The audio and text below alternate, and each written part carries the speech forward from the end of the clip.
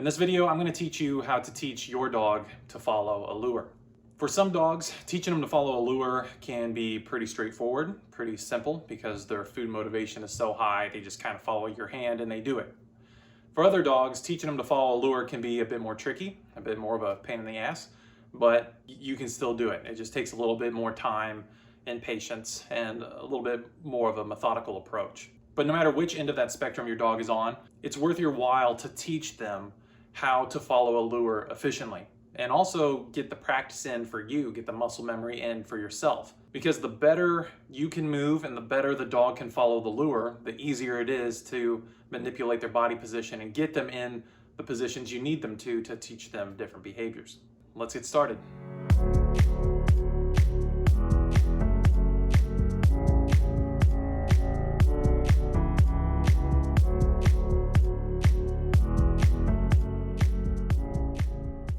Before I demonstrate this for you guys, there's a couple things I want to talk about, because these two things are really important for your long-term success with this and with all training for that matter, especially when starting out.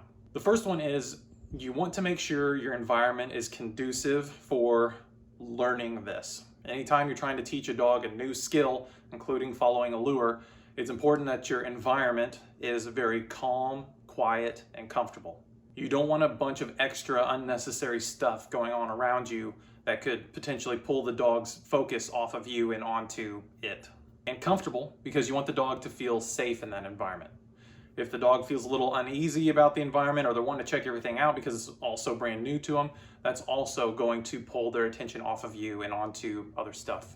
So your first step is to figure out where you're going to teach them this. So for a lot of people, this could be a room in your house with nothing going on. It's very calm and quiet. You don't want your kids running around and creating a bunch of noise and mayhem while you're trying to do this.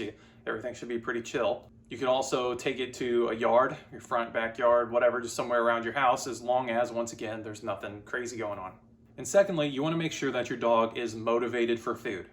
So anytime we teach a lure, almost always you teach it with food. And also, for that matter, anytime you teach other behaviors, you usually start off with food before you graduate to toys. So either way, starting with food is really important, and I highly recommend it. But in order for training with food to be effective, the dog has to be motivated for the food in the first place. So one simple thing that you can do is just don't feed the dog before your training sessions. So for example, if you can only train your dog in the afternoon or evening after work and you don't have time to do it in the morning, maybe don't feed them breakfast. Or if you feed them breakfast, feed quite a bit less than you normally would, so that they're nice and hungry for you when you get home and you can start working with them. And there can be other factors that play into a dog's food motivation, like their feeding schedule, for example. And I even have a video, in fact, I think it was the first video I ever made, about feeding schedules and how it affects your dog's motivation. Now, granted, it was the first video I ever made, so it's not as good as it could be, that's for sure, but it is what it is. But I'm sure there's still some information in there that would be helpful for you. So if you'd like some more information on feeding schedules and how that affects food motivation, go watch that video. I'll put it up around me somewhere for you to click on.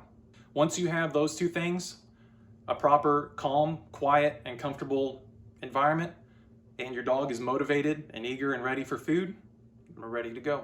Now, all that's left is to show you how it's done. All right, so I got my environment picked out. I've got my treats that I'm at least gonna start with picked out. One more thing I need to show you before I demonstrate this is how to hold the food. I know that may sound pretty trivial to some of you, if not most of you, but the thing is that the way you hold the food can make a big difference in the dog's ability to follow the lure, your ability to deliver it properly, your ability to move efficiently, the dog's ability to move efficiently, your ability to manipulate their head to get them to move a certain way, because I'll talk about that when I'm demonstrating it, but wherever the head goes, the body goes in the opposite direction, essentially. So I want to show you that real quick, just to give you a close-up here. So what a lot of people do wrong is they'll hold the food like this, give that to the dog like this. Now what happens a lot of times is not only will the dog chomp your fingers, but it's difficult to move them in more elaborate ways with this sort of hold. So what you want to do instead, make your hand like this, take the food, put it in between your index finger and your ring finger, something like that, and then hold it with your thumb. And what happens is, as the dog comes in to grab the food, it catches, I'm having a hard time showing you with my hand, it catches on your thumb and your hand instead.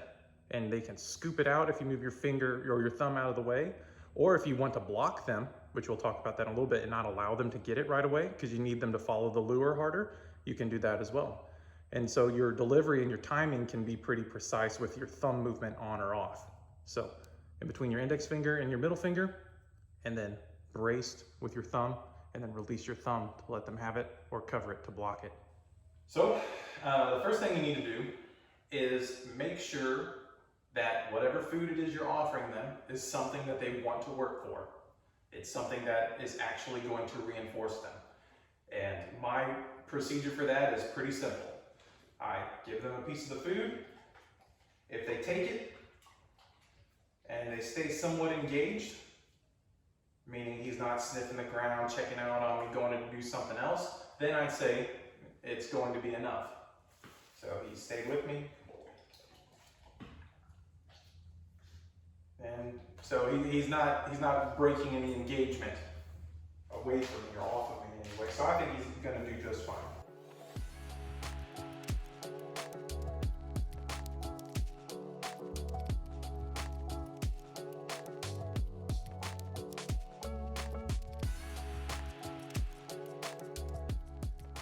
We're going to use the grip I just talked about, which is your index finger and middle finger, and brace it with your thumb. Put it in front of the dog's nose, and as you can see, I can block him from taking it because my thumb is in the way. But whenever I want him to have it, I just move my thumb out of the way, and he can take it, and it saves my fingers. Whereas if I give it to him like this, look how choppy that is. He just got me like 3 times. So it'll save your fingers, and it just makes everything a lot more efficient, especially when it's real slick food like Vienna sausages and the dog slobber gets mixed in there. It's a lot easier to hold it with your thumb than 2 fingers. So a lot of good reasons to hold it that way. To start teaching a dog to follow a lure, put it in front of their face, but don't let them have it right away, and move your hand away from them in a straight line.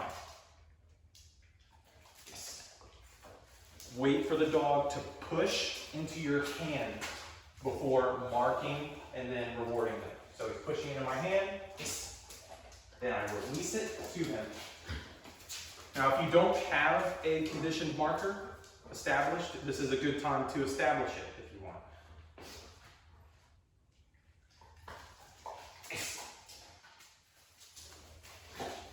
Start off real slow with real simple stuff. Just a straight line moving away from you on your dominant hand. The main thing you're trying to teach the dog, especially when they're first doing this, is that pushing into your hand is how they get the reward. You want them to really force their muzzle into your hand. So that's what we're marking and reinforcing right now. So you just licking my hand, I don't want to give it to him for that. I'm going to wait till it's pushing. There you go. Yes. And then let him have it.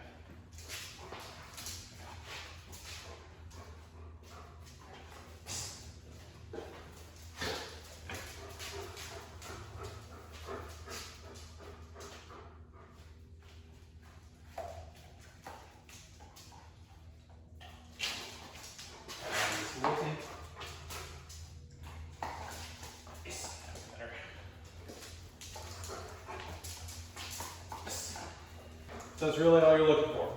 Waiting for the dog to push their muzzle into your hand. You mark and reinforce them, you let them have it. Once they're kind of getting that, you can try to move them in circles and move them in different ways. All trying to keep the pressure into your hand as they do it. He turned his head on the last second there, but that's all right, that's going to happen. Try that again. Yes. Oh boy. Yes. There you go.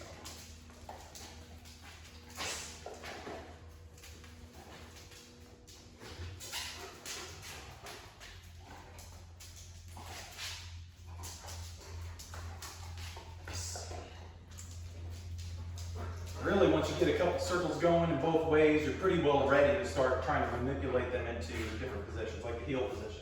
Have them follow it, whip them around, Put him in first. Yes. You are a slobbery bro. So here's the same idea done with a bit more advanced dogs so you can see how this evolves and then what it leads to.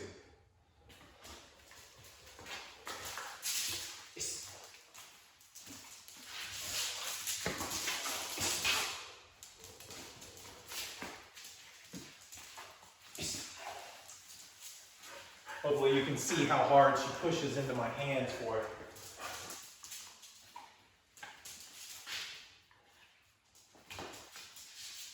Got the licking. Just don't give him that. Give him the reward for the licking. You wait till they're really pushing. Yes.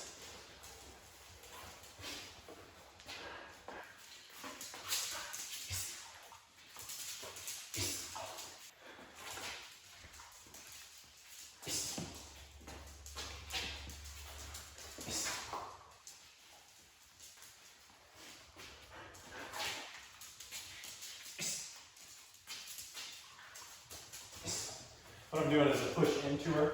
That's something else that you can work on once they're used to going forward and turning. You can try pushing into them. That can be handy for different things.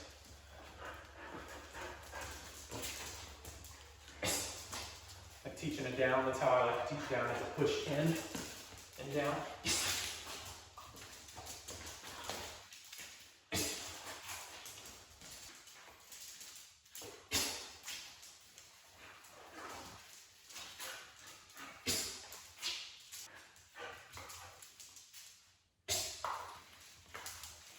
But all that starts with teaching the dog to take their nose and punch it into your hand. Yes. Yes.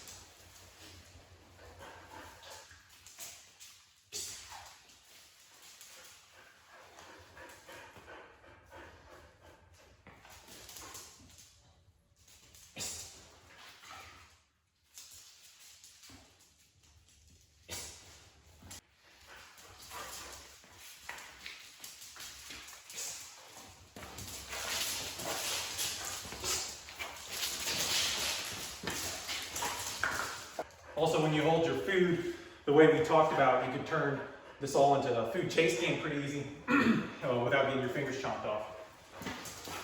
Make her miss. Make her miss. Let her have it. I didn't lose a finger for it. Make her miss.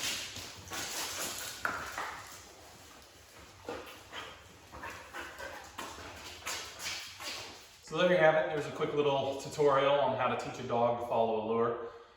Hopefully you got a little something out of that. I know that topic is probably done over 1 million times all over the place on YouTube and wherever else for that matter, but hopefully you got a little something extra out of that you didn't know before. And if the video was helpful, drop a like for me.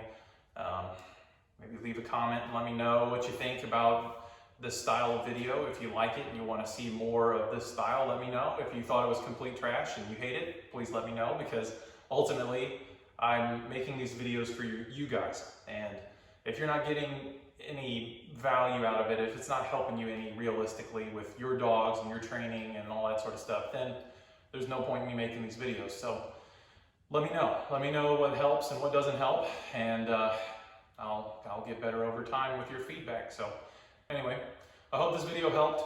Now it's your turn to get up off your ass and go practice it. Go try it out. Have fun with it. And I'll see you in the next video.